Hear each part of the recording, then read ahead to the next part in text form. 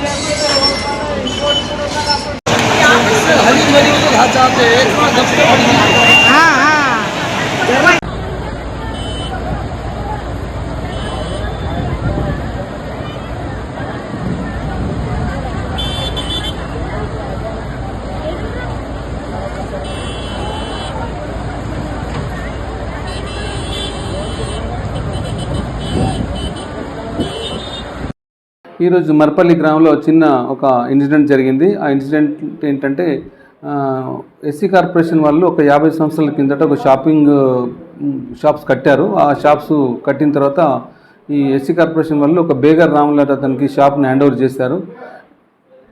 Hand over చేసిన తర్వాత beggar Ramulu చనిపోయాడు. తర్వాత వాళ్ళ కొడుకు చక్రపాణి ఆ హోటల్ ప్రెమిసెస్ని ఒక నజీర్ అనే అతనికి 6 months బ్యాక్ రెంట్కి ఇచ్చాడు. నజీరు దాంట్లో హెచ్కేఎన్ టిఫిన్ సెంటర్ నడిపిస్తున్నాడు. ఈరోజు మార్నింగ్ సుమారు 11 o'clock హోటల్లో కొంతమంది టిఫిన్ చేస్తున్నారు. అప్పటికి కొంతమంది ఎక్కువనే ఉన్నారు ఆ హోటల్లో. లాస్ట్కి ఒక 4 members, ఒక చిన్న అమ్మాయి ప్లస్ ఒక 3 మగపిల్లలు హోటల్లో ఉన్నప్పుడు ఆల్ ఆఫ్ సడన్ ఈ యొక్క స్లాబ్ కూలిపోయింది.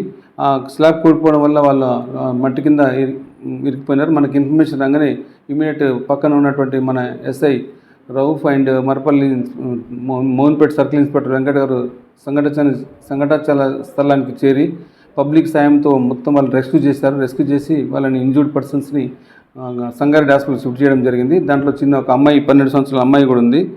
చందన్ అనే అమ్మాయి ఉంది. శివకుమార్ ఉన్నాడు, ప్లస్ నజీర్ ఉన్నాడు, రమేష్ అంటే అతను ఉన్నాడు.